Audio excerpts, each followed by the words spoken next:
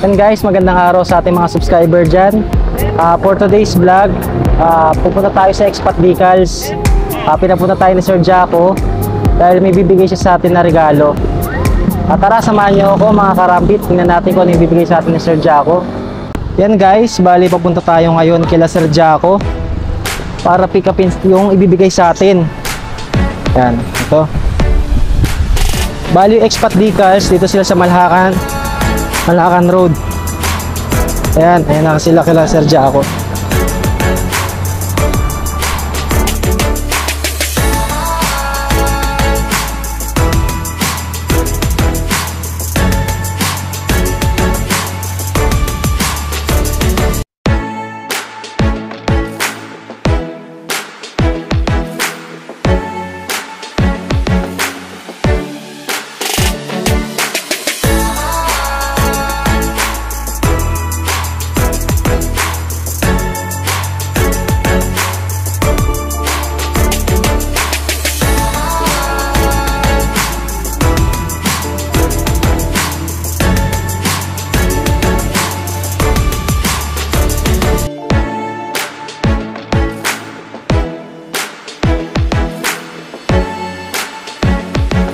Magandang araw sa ating mga viewers.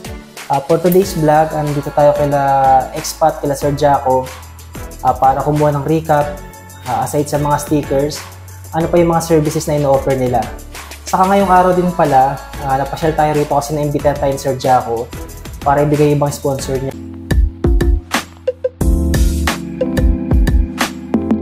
na mga shirts and jersey sa mga stickers.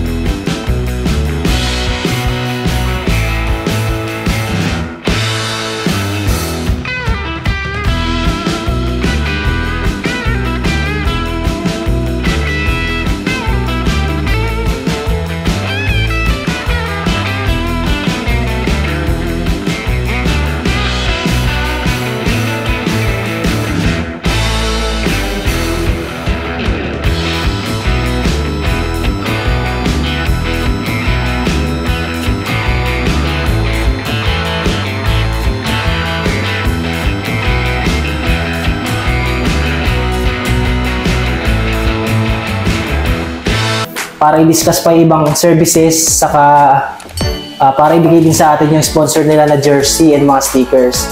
Ngayon, i-interviewin natin si Sir Jaco about sa history ng Expat Decals, kung paano siya natayo, ano yung mga pinagdaanan nila, saka sino-sino ba yung mga kliyente nila sa kanilang negosyo. Ali Sir Jaco, paano po ba na-start yung Expat Decals? Nagsimula po yan nung 2010. Bali pang 13 years na po namin sa pag-i-stickers sa pagde-decals po ng mga motor. Tagal na rin pala, sir. Nagsimula lang kami sa maliit na halaga na puhunan. Kasi ito na, unti-unti naman ang gumulong yung business namin nung Bali lumago na po siya. Bali, ano po ba yung mga struggles nyo in terms sa business na to? Yung mga na-encounter nyo po, saka paano nyo po siya nalagpasan, sir? Nung una kasi para lang kami naglalaro kasi mahilig lang kami talaga sa motor ng time na yun Opo.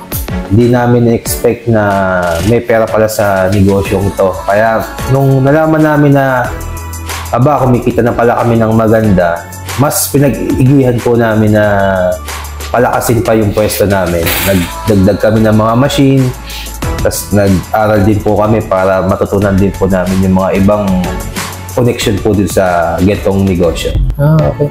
Bali, aside po pala sa mga decals and sticker, bali mayroon pa po pala kayo ibang mga service na ino-offer. Gumagawa rin po kami ng mga signage, tarpaulin, Sinta board, yung mga picture na standee. Yan po yung mga na po pwede pa namin magawa dito sa Expat Decals. Yan, bali sa mga subscriber natin, ay mga standee kasi yung mga nakikita natin sa mga inasal, sa mga Jollibee, sa other mga negosyo na yung parang mga tao na naka-print siya sa mga Sintra board, di ba, makita nyo. Pinag-offer din pala sila ng mga printing ng mga tarpaulin, mga signages. Yan. Aside po dun, nabanggit nyo rin po kanina, di ba, na may personalized din po kayo ng mga motor, di ba po? Apo. may mga ginagawa kami, mga pang-show, mga sticker, meron din po dito yan. Dito po nyo matatagpuan yung mga ganyan po. Kung ano yung gusto nyo design, kaya naman po namin magawa. Ayan nga po. Tapos sir, napansin ko rin kasi kanina, halos napakarami nila mga customer na iba't ibang lugar pa dumadayo rito. Parang mga naka-big bike, mga magaganda. Dito po sa negosyong to, sino-sino na po ba yung mga naging kliyente nyo rito, sir? Una-una, yan, JRP. Yung JRP. Papa Renz. Yan ang isa sa mga supporters natin, JRP.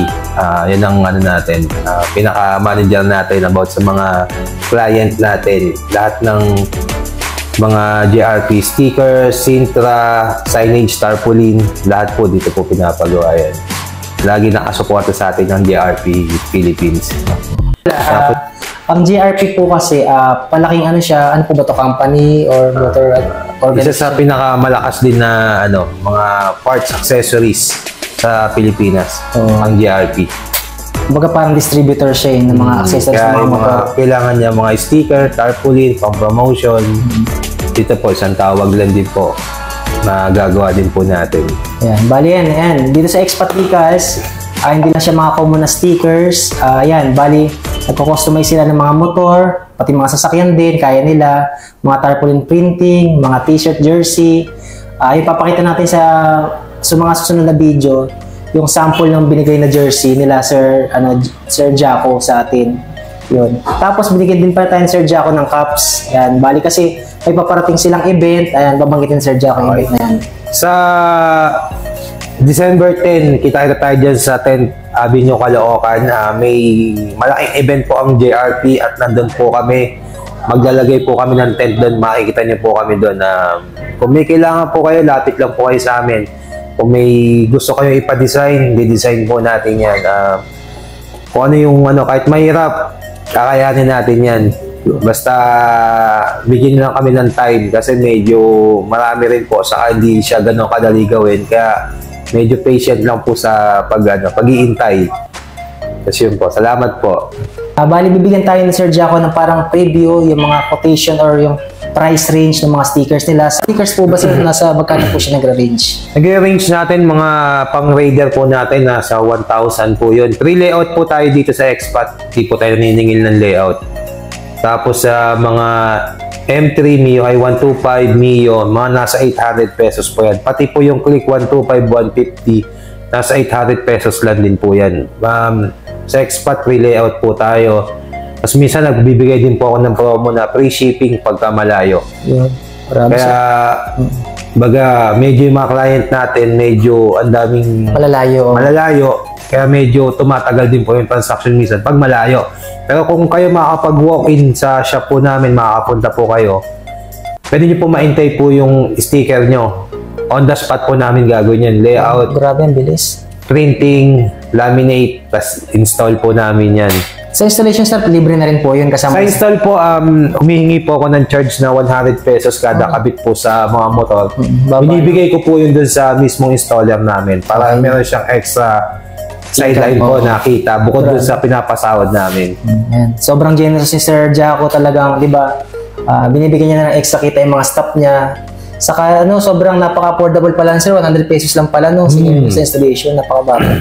Saka yun nga, kaya medyo tumatagal yung dahil siyempre once na malayo yung customer nila through through messenger or yung usapan nila, kaya medyo matagal yung transaction. Kaya kailangan yung pasensya nyo lang. Pero kung makapag-walk-in kayo sa kanila, mas better para makaantay nyo sa makikita nyo rin. By the way pala Sir Jaco, saan po pala ulit located ng yung store? Located lang tayo dito sa Main Road, Malhacan, May Kawayan, Bulacan. Ito po yung bago nating shop. Dati po kasi ang shop natin nasa Santo Niño, May Kawayan, Bulacan. 11 years po tayo doon. Ngayon po kasi hindi na po kasi kakasya yung mga machine natin doon. Kaya lumipat po kami dito sa Malhacan para mas mapalapit din po sa inyo yung shop namin. Dito na, magtutuyos na po kami dito. Dito na kami mapupuntahan. Wish nyo lang po. Expat Decals, Malhacan, May Kawayan, Bulacan. Makikita nyo na po yun. Yan, by the way, sa mga viewers natin, mamaya magkakaroon tayo ng tour dito sa kanilang shop. Napakalaki din ng pwesto din nila rito. Talaga nag-expand sila. Napakaraming machines na nadagdag rito. Saka may mga motor na nakapila sa garahe nila na syempre for personalization. Kung sakaling hindi nyo mahantay, pwede nyo rin iwan dito, di ba sir? Yun. Pinalaman natin yung mga brief history sa mga service na in-offer ng Expat Vehicles by Sir Jaco. Ngayon meron siyang mga isa-shoutout ng mga kaibigan natin sa industry na to. Shoutout natin yung MTVAUN, kila Pipoy and Topper. Shoutout sa inyo, sa mga customer din natin yan, mga legit na customer natin din yan. JRP, Papa Renz. Papa Renz, shoutout yan. Kaya rin ng JRP mo, si Ayan, kay Sir Renz ng JRP, sir. Ayan. Sana po ma-picture ko rin po kayo sa vlog na to. Pasyal din po ako. Bali, by December 10 po pala, sa ating mga viewers, sama-sama po tayo pumasyal. 10th Avenue, sir, no? 10th Avenue. 10th Avenue, December 10. Anong oras po yung umpisa nito, sir? Start na yan talaga, December 9 eh. Okay.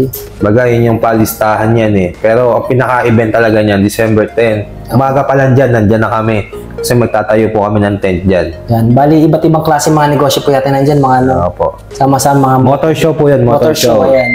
Anong event na yun, sir? King of Kings. Yan. Bali, yung pangalan ng event nila is King of Kings po, sir. Ayan po.